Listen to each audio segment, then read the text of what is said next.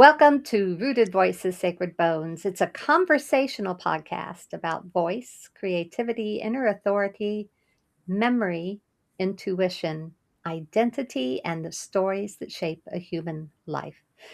I'm your host, Jean Hamilton-Fford, and I'm here with my other two hosts, Jillian Starman and Joanne Sprott. And each episode, we are going to aim to provide reflective, honest conversation about what we carry, what we inherit, what we sense, and what becomes possible when we listen more deeply. This is our very first episode. And because it is, and because a lot of people may not know each of us individually, we thought it'd be great to take the time to interview each of us over the next three successive episodes so you could get to know each of us better. And today, Jillian's in the hot chair and she is going to answer some questions about herself. But before we get there, Jillian, would you please tell us just very briefly who you are and maybe what you do? My name is Dr. Jillian Starman, and I am the owner of Wise Women Leadership. And I work primarily with women who are either small business owners or are in some form of leadership capacity, and find that my passion is to help them to get to reach their goals successfully.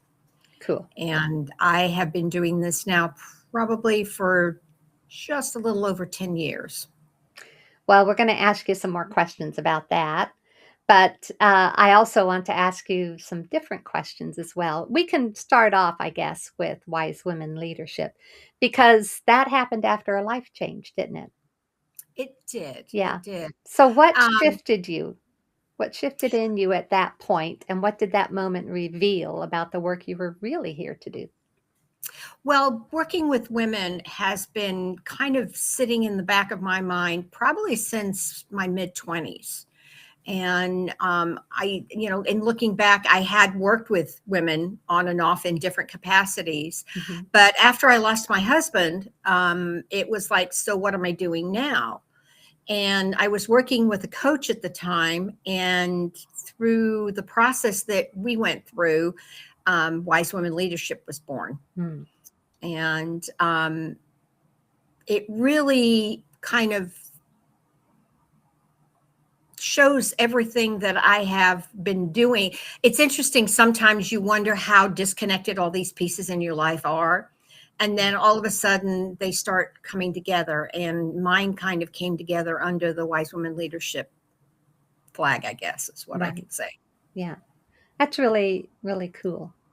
I don't know if Joanne has a question about that. You're kind of coming to a shift and finding out more about who you are. Do you have a question, Joanne?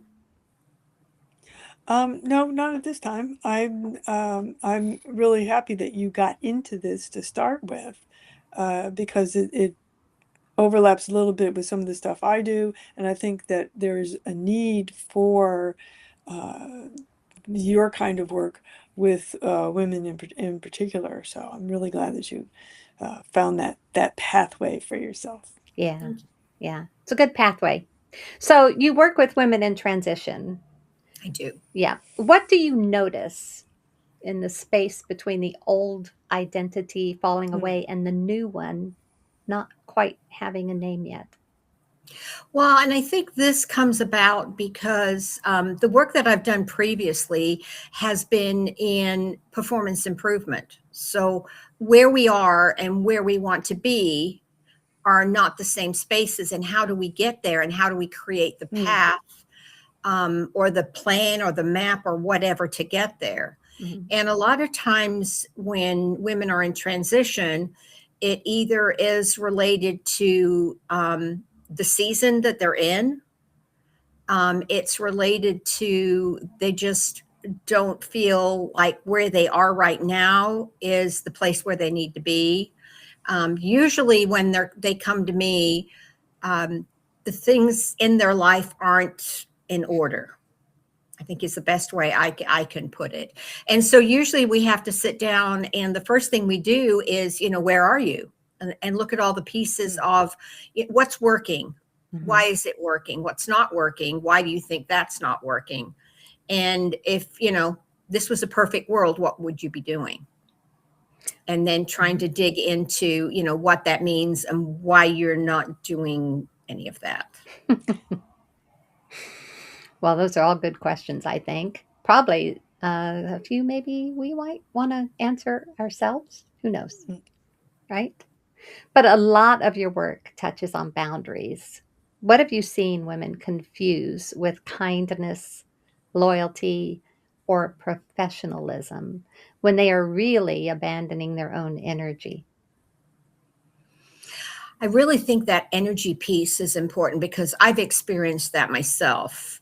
Because as women, we tend to take care of others before we take care of ourselves. And those boundaries get very, very blurred.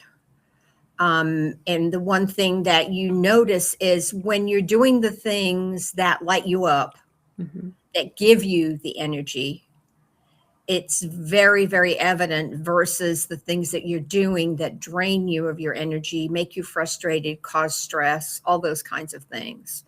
And so understanding what works for you is very important. And I think it's also what works for you doesn't work for somebody else. And I mean, I think the three of us have some things in common, but we also have things that we do that are very different from one another.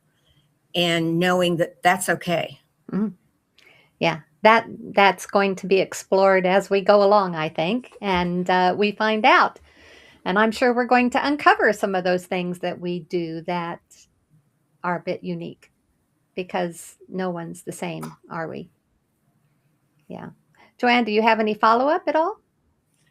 Just that I've found that life is a custom job Yeah. all by itself, and that when we're helping people move from one place to another, it often becomes that same sort of custom job, even though we might use some of the same questions or the same processes to help people break out of whatever box they felt like they're in.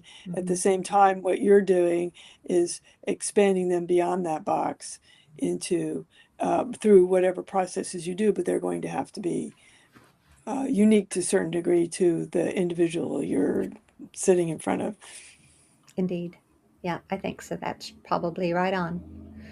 We all use our own tools, though, don't we? And they differ. But hopefully, the outcome is what we need. So, you speak about redefining success on one's own terms. What did success used to mean to you, and what does it mean now? That's interesting because I interviewed a lady yesterday, and we were talking about what success means. And a lot of times it's not about money or prestige or jobs. It's about what kind of heritage are you leaving behind? And how are you showing up in the spaces where you work and the people that you connect with? And I think it comes down to what is it that you personally are looking, what footprint do you want to leave? Because, when we're not here, it doesn't matter how much money we made or, what kind of house or car or boat or whatever, all of those things that go along with the trappings of life. But who did you influence? And how did you connect with people? And then kind of going back to what we just talked about is as women helping other people, you cannot fill somebody's cup if your cup's empty. And so, part of success is that we take care of ourselves, which I think sometimes that comes across as being selfish. But, one of the things that I talk about is when you fly in an airplane, the first thing they tell you is put your mask on first, then help those around you.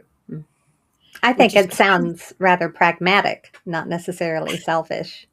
I Yeah. know, Yeah. but we don't think like that though, because I think we're raised, to help others first, and that can, and I know personally, I mean, that has come to my detriment at times that I have worn myself out, trying to be there for other people. And I think we need to understand that. And, at the end of the day, I think success is knowing that you're doing the best that you can, but you're also doing the best for you as well as those around you. Mhm. So that is your idea of success now. Was that your idea of success 20, 30, 40 years ago? I don't think so, because I remember I think it was just last year or the year before, I've got to an age where I've done a lot of things. I've had a family, raised a family. I have pretty much attained the highest education level you can attain. I've had amazing career opportunities. And then it's like, okay, now what? And so when we have these goals and we reach our goals, it's like, what else is there? Mm-hmm.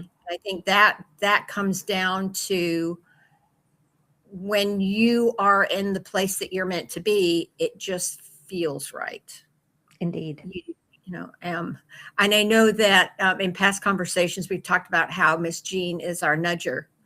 And, what are those nudges that you're getting that, you should be doing something else. And I think the other thing too, while I was going through that transition time myself, there were a lot of actresses that seemed to be popping up either in the news or different things that I was looking at. And these women are in their 80s and 90s, and they're still active and involved. And I'm like, well, if she can do it, so can I. And so the success is about, maybe contributing, but doing it differently. Mm-hmm. So it's, and I've said to other people, it's not all about the money. We need money because we have bills to pay. We have lives to live, but that should not be the motivator. No. No. Joanne, anything for Jillian? Yeah, I was curious about one thing because going through certain kinds of changes myself, humans are naturally kind of stubborn and habit-based. So bless us all. And I was wondering, in the processes you use with your clients, how do you go about helping them make these new ways of looking at things a bit more a more permanent in terms of a habitual pathway in their lives? Because that's the main challenge I'm seeing for myself and other people I know. I take it without using a 2x4, right? Yeah, I mean, nudging is good, Yeah. Jean. But at some point, people are going to have to let go and say bye, Jillian, and go off on their own. And what kinds of tools do they have available with you to get them into that new pathway? And I think everybody is different because they come to me with different needs and they're in different places. And so walking through it. But one of the things that I have learned over time is change management. And when you change too many big things at once, it's a lot like when you stretch out that rubber band, it's going back to where it was and nothing has changed. And so it's really looking at, it's almost from a scientific point of view. If I change one thing, what's my outcome going to be? Because if I change 5 things, then I'll never know which one worked. So I try to come in and go, let's take a look at this. Let's do an analysis of your whole environment. Where is it now? What one thing could we do either this week or this month or this quarter, depending on what our timeline is? What is one thing that we could change that would improve the situation? And then just let that one work. And I found that really does help when people are doing things. If they're going to change, what's the one thing that you can do? Right, because I fully believe that we always have options. Yes. But then there's difference in the quality of the options and which one would be the best one to try first. And getting down to that, you just take one step, people, and then move on. That's a great way to approach it. Yeah. And one of the coolest things I've noticed in my clients is when I'm working with them and I've helped them to make a change, and then they turn around in their business and they teach their staff that same change. Mhm. That's pretty cool to watch. Well, that embeds it, Yeah. doesn't it? And Oh, the yeah. thing is, it's kind of like A/B testing, isn't it? You test Yep. one thing, and if that doesn't work, you Mm. test another thing. Yep. But I will also say, from the great nudger point of view, is that I have learned if you can find the one thing that will, if you just pull that, it will affect a whole string of things without any effort. You can make some really wonderful changes happen. And it may seem like a big leap, but it really isn't. It's quite an unconscious thing. You pull that one little string and you get some fabulous change. Yep. So, yeah, I love Well, that. and back to one of the interviews that I did recently. I have journaled, and I've never thought about the way that this lady presented it, but she said that journaling is not just words on paper. It's a space to be able to unfold ideas and reflect. Mhm. And I think I've seen that, but I've never actually put words to it. Yeah. So I think, yeah, it's just being able to go back and look at, well, I did this today and it means this today, but if I can go back and look at it in months or years and go, that happened then and this is where it led to now, it has a lot more impact. Oh, indeed. Yeah. Journaling's a great tool to use sometimes, isn't it, Jillian? Yeah. Well, let's keep going. Your work sits in business, leadership, productivity, and resilience, but there is also a very human undercurrent there. So, what do you feel gets missed when leadership is treated as a strategy problem instead of a whole person experience? Well, I mean, think about productivity. You know, if you're pushing, we got to increase sales, we've got to reduce costs, we've got to, it's just numbers. Mhm. And productivity is more about just the numbers, or you've got to be here from 8 to 5. And, you know, it's that whole person. It's, you know, where are you having conversations with people?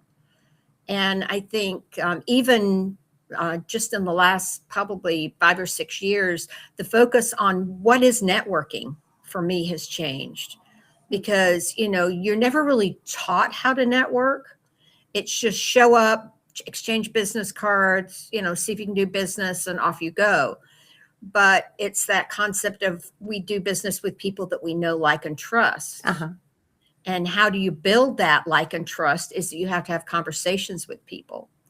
And so, you know, when you go back to in business, it's like, well, let's just get this done and get out. Mhm.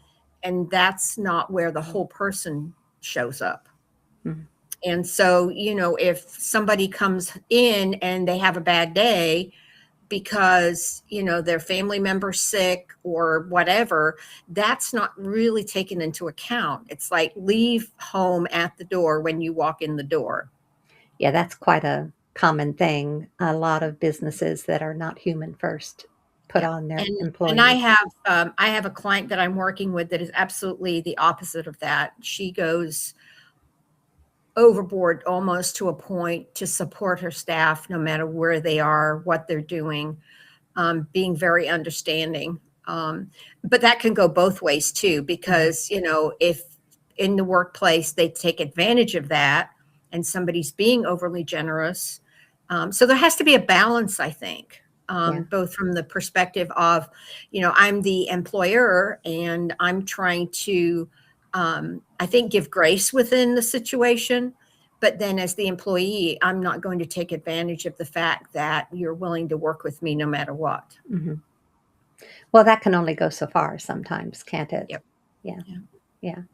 Joanne, anything on that one? Because I know you are also about resilience and you're also about the business and leadership here. So, anything for Jillian on that?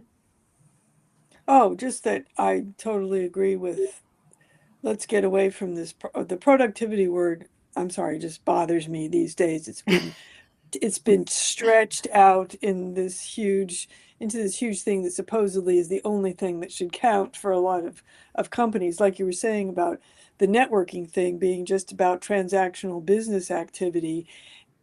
And yet, what do we get told when we're taught to sell?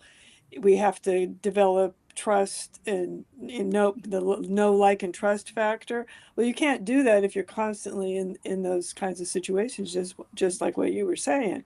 And I can say that's basically one of the things that I've learned about helping people who are in the working environment like you are. Mhm. And I would say you've got a really great way to approach that to pull people back into being human again. I think this is really, really important stuff. Mhm. I do And I too. think with that too, I try to understand that when I'm interviewing potential clients, not everybody is a fit to work with me. Mhm. And that's okay too. Um, because, I want to get a little deeper into, who you are, where you are, what is it that you want to change, back to that change word. Yeah. Mm. Because if we're going to move forward and do something different, something has to change. And what is that? And what are we willing to pay for that? Well, if I go back to the question I asked you about leadership as a strategy problem, there are components within leadership that could be Mhm. quite problematic when strategy, is a strategy problem as you go forward. And I think it all stems to whether or not we're interfacing with each other as human beings, or whether we're interfacing with each other as, oh, yeah, that's Joe and he's here in the company, and I don't need to worry about him. I'll talk to his supervisor or something. It doesn't matter. We Mm. have to actually help people matter in Mhm. our organizations or even in our networking. Everyone matters. Yep. And I think if people feel that, then the leadership potential there shines. It's no longer really about the strategy, is it? It's more about the relationship. Let's build Mm. relationship. Mm. Yep. And I Yep. think that is missing in the old traditional idea of leadership. Yes? Well, I mean, realistically, you could take relationship building as part of your strategy, Could be, yeah. because that's how that works. Mhm. I mean, early on, I remember going to a women's leadership conference, and I didn't know anybody there, but it didn't take very many hours before I was able to connect with people, with the women in the room. And these women came from all different areas, from either corporate or small business ownership or entrepreneurs. And to be able to then share, how did I get here? Mhm. And then over the years, what are some of the hurdles I had to overcome? Sure. Sure. And working with one of, because I think things that we may have gone through in our 20s are very different from those who are going through their 20s right now. Oh, definitely. I think that's without a doubt. And you don't really know. I mean, the janitor in your building could be a CEO you're going to work with in the future. Yep. You just don't know, do you? Yep. No. Well, in fact, I was just writing something up for a recognition that's coming up here locally about a woman who basically started in a company, doing whatever was necessary and moved up, and now she is an owner. Ah, see. And so, that's like you said, you never know who you're working alongside and what that relationship's going to be in the future. Mhm. So I think some people are very interested and want to gain knowledge and experience and education, and they're passionate about what they're doing. And other people, it's like, I just want to come to work today and then go home. Mm. But that's got to be okay. Is we're different. We're all different. Mhm. Yes. There are, I mean, I remember a long time ago, there was a lady who she really wanted to work in a factory. She just wanted to go punch a time clock and do the same thing every day. She Mhm. didn't want anything to be any different. And that would have driven me crazy Yeah. because I love change. But then again, how I was raised kind of embedded that change in me. So Sure. we all have, I think what we have to do is appreciate that we're different. Yes, I think so too. Yeah. Because none of us are really different, are we, Joanne? No, didn't last time I checked, we were all Homo sapiens. There you go. See? Just a thing, yeah. Yeah, just the thing. Although you were Jillian, you were talking about the newer or younger generations coming up and the some of the challenges they're facing in terms of the job market and things like that. And they come in, I have talked to people in that 20s age group, and they sometimes have these very wildly different ideas about what they want to do with their career. At this point, they're aspirational. They're Mhm. not getting ready to retire, so they have a certain viewpoint. And one lady came and said she was trying to decide between being an opera singer and a digital marketer. And I thought, oh my goodness, well, I don't know what to say. That's different. But that was very different, and I found it kind of exciting to think of somebody actually seriously putting these two things on the same level Yeah. of importance for her.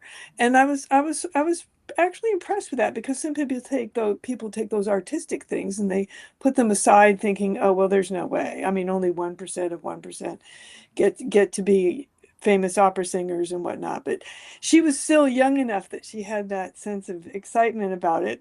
I hope she got to do whatever things she wanted to do. Also, do you find that people are reluctant to leave something they know well in order to try something new? And how is it for them to break that and expand beyond what they're used to doing, they're good at, to take on something new? How does that work with your clients? Well, I think it depends on their tolerance for change and for Mm. adaptation to new things. So, but I would love to have given the statement to the young lady, why couldn't you do both? Okay. Okay. Because Yeah, there you go. that would have been amazing to watch that, because it's like, in marketing you could have probably made a ton of money, and you could have really expanded your creativity in your opera singing. So Mhm. yes, but to go back and look at that, I have actually talked with some people who were, for example, very artistic. And I would, it would have been, well, then can you turn that into a business? But they're like, no, I don't want to do that, because I don't know if passion was the word, but my interest to turn into something that I might not like down the road. So there's Mm. that. But then there's also the case of where if you come in to do something, for example, when I was younger, raising my kids, I was a crafter. I would make things and sell things. In fact, I sold them all over the US, and it did very well. But that was a season of my life where that worked and what it did. I was also going to school and learning about business Mm. management and business administration at the same time. And so, it's like what we're doing this week, this month, this decade may be very different. But what did we learn from that we can take into the next piece? Mm. But there again, like I was saying with that lady that I knew years ago, she just wanted to work in the factory. She didn't want to she just wanted to do, she didn't want to think. And we need those people, Yeah. and that's okay. So somebody like that probably will not change. But I Mm. think the young people today, there are so many options. Yeah. Mm. I have taught at the college level, and we've had conversations that for somebody stepping into college as a freshman, the job that they're going to take in 4 or 5 years doesn't exist right now. Yeah. And I don't Oh, think when we were younger that was an option. Usually there was a pathway. You went to school, you did this, you got this job, and off you went. So mm. yes, I think today the younger people have more opportunities. Is that a positive or a negative? It Yeah. depends on the individual, I think. Yeah. Yeah. I agree. Mm. Let's keep going, shall we? I know you love all these questions, don't you, Jillian? You use the phrase rhythm over rules a Mm. lot in your writing. What has that phrase taught you about women, work, and the pressure to perform competence all the time. I wish I had known that statement when I was in my 20s and 30s, and to understand that we don't have to be on 24/7, Mm. that we do need to listen to our bodies. And I think one of the biggest revelations for me was when I was working with my coach, and she was talking about tapping into the seasons around us. Hmm. Because I grew up in a very warm climate, very tropical climate. And here in the Midwest in the US, we have winters, Mm. and they can be very cold and long and dark. And I hated winter. It's like, it's one of those things where I've got to get through it. Yeah. And for years and years, it was like, I've just got to get through this. Well, there were like seasons where you do the same thing. It's like, just got to get through this. And if you just stop and tap into the rhythm of what it is. And when I understood that, because the trees have no leaves and it looks very bland and stark, what's happening underneath is that they're storing up their energy and Yeah. they're getting ready for spring. Yeah. And that was huge for me. And it's like, so where's the time that I spend refilling my cup? Yeah. Recharging my batteries? What am I doing? And so that was kind of an eye opener. So I think we do. And there again, as we age as women, there are seasons in our life where we have to listen to our bodies. Yeah. And if we don't, they start falling apart around us. And it's like, if you're not feeding your body, you're not working with it correctly, you're going to be out of balance, out of rhythm. Yeah. You are. And that's when disease starts. That's when illness comes in. And so, and my rhythm is different from yours, is different from Joanne's. Indeed. And so we have to take ourselves as unique individuals, even though we are all Homo sapiens. we have different fingerprints. Yeah, we do. And that makes us as who we are. So Mhm. I do. And I think having that is an important piece that we need to understand ourselves. And that, I think, is one thing that I kind of admire in the younger people today, that they're going in and they're talking about emotional intelligence. They're talking about, understanding who they are. And we never had, I don't know about you ladies, but I never had any of that when I was growing up. No. And so, getting to know myself in my 30s and 40s, I was 20 years behind the time. So it would have been, I was telling a friend of mine who's in her 80s, and I'm like, what would have happened if we knew 20 years ago what we know now? How much of an impact could we have had? Oh, that would have been dangerous. I know. And she said, you know what? Things show up when we're ready to receive them. They do. True. Good point. Yep. And sometimes when we're not. Yes. Yeah. And sometimes they come back around because we weren't listening. Well, that too. That too. Am I speaking truth, Joanne? Yes. That's why I always get sucked in. Well, not literally, but sucked into the idea of spirals, because I think that we often go through a similar pathway. We get this point, maybe we're at a different level, maybe not, and we get to review the same questions that have been asked of us before. And oftentimes later on in life, we have different answers to those same questions, because we've added to the depth of our own experience. Mhm. So, yeah, I think you're absolutely right about that. And we might have different fingerprints, but we share the same breath. We do. Ooh, that's cool. Mhm. Love that, Jane. Awesome. Now, I have one more question for you, and it has to do with the fact that Rooted Voices, Sacred Bones, we explore the stories beneath the stories. So, when you look back over your own life and work, I'll give you a second to think about it. What story did you have to stop obeying in order to become more fully yourself?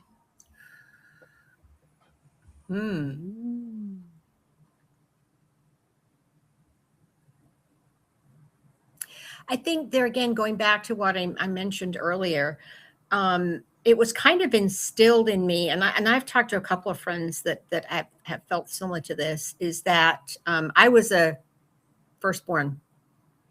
And so it was almost, I don't know in words, but it was handed to me to take care of my brother and sister. Mhm. And so that becoming somebody who cares for other people Mhm. was almost intuitive. But there was nowhere in there that there was a conversation about how I needed to take care of myself. Right. And so over the years, that has been something to where that has become a very strong boundary, that I have to take care of myself. And I think that there's a lot of younger women now who are doing that. There's a lot more information. I think there's a lot of people, I think, that say that having access to all this information through the internet and having our phones to be computers can be detrimental. But I think it's also very positive in that we can reach out and ask questions Mm-hmm. Mm-hmm. to people who have been there, done that, or we can have conversations together going, I'm going through this, and let people know that they're not on their own going through this. Mm. Indeed. So I think that has been, extremely helpful. And I don't know. When I was growing up, I always say that my parents gave me wings because we were constantly moving. Yeah. But when I married a farmer, I got my roots. And so I'm now connected to the land. And how what works for you where you are. Yeah. But that has been something for me. So I've had the opportunity for both. Sure. And we always have to adapt, don't we? Yes. Because there's really no choice otherwise, is there? No. I don't think there's an alternative to adaptation that is favorable. Mm. Anything for Jillian, Joanne? Oh, this is so refreshing to hear this and to know that there are humans out there that Jillian has interacted with who have found a smoother or more in-depth way of living their lives, and especially the part about rhythm that you talked about in the seasons, because I know the seasons of activity and rest are part of your rhythm also, Jean. Mm-hmm. And so I was glad to know that Jillian is working in the same way, because it's hard for me to stop. I still have Whoops. whoops, And there we goes lost the We Joanne. did. video. She'll be back. Yeah, just for a That's second. okay. I'm back. We can always keep going. She'll pop back in here in a second, She and will. we'll hear more back from her. It's been such a pleasure to be able to speak with you and ask you some of these questions and be able to hear from you your take on pretty much everything we've talked about. I haven't asked all of them. There's still more to come, but it's important that we get to know you in this way, and important that people can hear about your thoughts on your business, life, all of it, right? Because that way it gives them a frame of reference as we move forward with this podcast. And as well as I do, we're going to put this out on YouTube, and it's also going to be out on pretty much any place people would care to go to get their podcast episodes. So it's going to be out there for folks to listen to, and if they choose, they can get in touch with you and do some work with you perhaps. But all of that information is going to be in the show notes. It'll be in YouTube, it'll be in the show notes for the podcast, so people can find you there. Wherever you choose to live, they'll find you. I'm not literally, I'm just saying. Okay. We have to keep that important distinction, but they'll be able to get in touch, and I know you'll welcome them if they do get in touch. You'll be happy to entertain whatever their comment is, or perhaps even have a conversation. Who knows, right? Conversations are great. And the one thing I like about this is, even though you have your questions almost pre-prepared, these are kind of unscripted answers. So, Always, yeah. we're just having conversations, and these are the topics that are going to either introduce an idea, or be able to share between us what we are in common or what we have different. Mhm. Well, I thought best to go ahead and put a few questions together, but at the same time, I don't think we come into this arena prepared for our answers at all.